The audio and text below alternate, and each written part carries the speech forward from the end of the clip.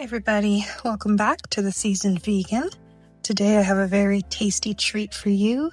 These cookies are called Raspberry Almond Thumbprint Cookies, and they are so easy to make and so delicious.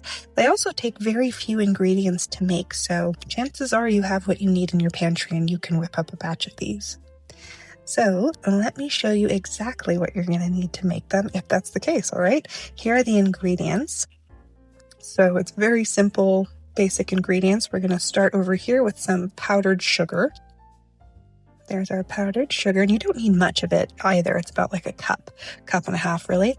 And then we're using raspberry jam. Feel free to use seedless raspberry jam if you prefer. Mine's not seedless, I don't really mind. And then we have flour, a little bit of water, some butter. You want to make sure your butter is soft, so leave it out. Some almond extract and some salt. That's it. And then I like to use this like little, I don't know what it's called. I like to roll my dough out on that thing, that plastic thing. And then I have my baking trays ready to go, my hand mixer, which was over there. We don't need these scissors, but we do need this wire rack here for when we dry it. Also, I need to clean my counters, whatever. Okay. Also, preheat your oven to 350 degrees, okay? So all the prep is out of the way. Now let me show you step by step how to make these cookies. So the first step is to mix together our flour and our powdered sugar. So go ahead and get those two things in a bowl. I like to use my sifter for my flour, but you do you, whatever you want. And also all of the measurements are going to be in the description below, so don't worry about that. If you're wondering, that's where they are. Take a peek over there.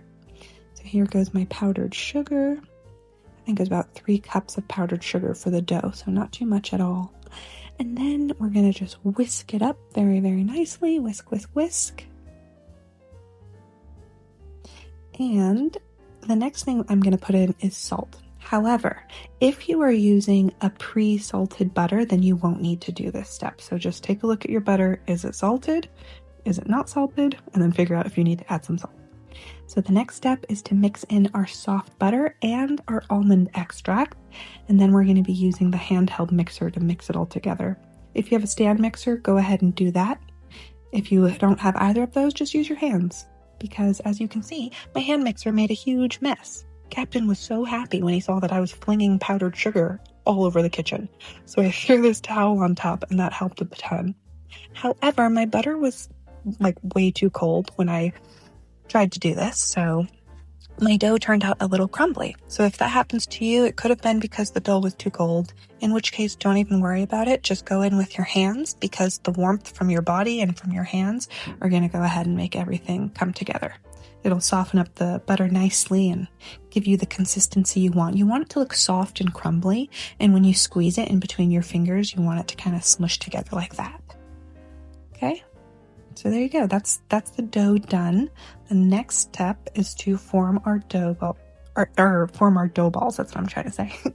Sometimes my mouth gets ahead of my brain. So here we go.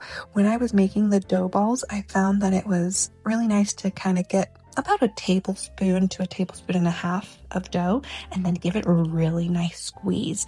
That helps the cookie become less crumbly and really hold together nicely. And as you're rolling it in your hands, the warmth from your hands helps the whole process go along. So just keep doing that until you use up all the dough. And I was able to get, I think, about 20 to 21. So after that, then you're going to take your thumb or whatever finger you want to use, and you're going to put a little divot, a little thumbprint into each cookie. And that's basically where our jam is going to go inside. So if you like more jam, go ahead and put a deeper divot. If you like less jam, just do a shallow divot. And don't worry about the cracking. That happens if they've kind of been sitting out. So don't worry about it. They taste the same. Cracks or no cracks. So here's the next step, which is just filling up each hole with a little bit of raspberry jam. And you guys could use whatever kind of jam you want as well. I just really like raspberry, and so does my boyfriend. So that's what we go with. So the next step is to put everything on your baking trays, but we're not going to bake it just yet. We're going to bake the cookies not bake, we are going to freeze the cookies on their baking trays for about 10 minutes before we bake them. And this is a very important step because it helps the cookies bake so much better. It helps them hold together. So don't skip this freezer step. 10 minutes in the freezer. All right, so meanwhile, while those are in the freezer, we can go ahead and get our glaze going. And I just want to do like a simple almond powdered sugar glaze. So I have my powdered sugar in my mixing container, which is my measuring cup here. I'm putting in just a drop or two of almond extract. You really don't need much because it's strong. And then a little bit of water, just a drizzle of water.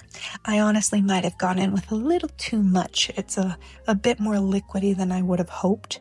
You want more of like a thick glaze, but this will work just fine. Okay, so now that they have been freezing for 10 minutes, we're going to take our cookies out and bake them in the oven for 15 to 16 minutes. I actually recommend 16 minutes because I put mine in for 15 minutes and I think that they could have gone with like just one more minute. So I'm going to recommend 16 for you. And after that time, when you take them out, that's what they're going to look like. I obviously have some leakage on my cookie, but if you make your divots a little deeper, your raspberry jam might stay. But you guys, it's going to taste the same. It's absolutely delicious. You're going to love these. You're going to love them. So that's what they look like. Now we're just going to let them cool on the trays for about 2 minutes. And then we're going to move the cookies onto a wire rack so that they can cool even more, cool all the way through. And then we will glaze them. My tip to you is to put a baking tray under the wire rack so that when you glaze them, it catches all of the mess. But there they are. Aren't they so good? They look delicious.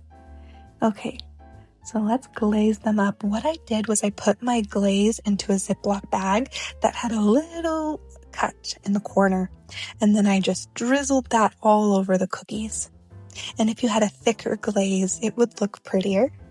But that's not what I'm after right now. That's not my priority. Pretty is not my priority. My priority is delicious. So that was achieved here. So once they are pretty much like, once the glaze is set, then you can move them off your wire rack and they're done. They're ready to enjoy. And here's what they look like up close. So shiny because of that glaze. And they taste absolutely phenomenal. They're soft, they're buttery.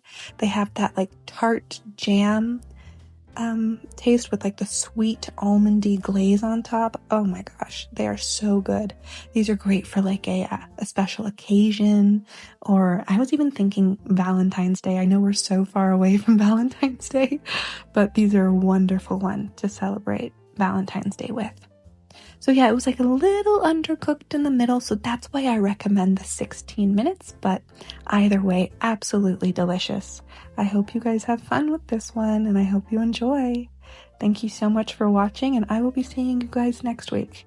And next week, we're going to be making a pumpkin cheesecake. So exciting. Bye!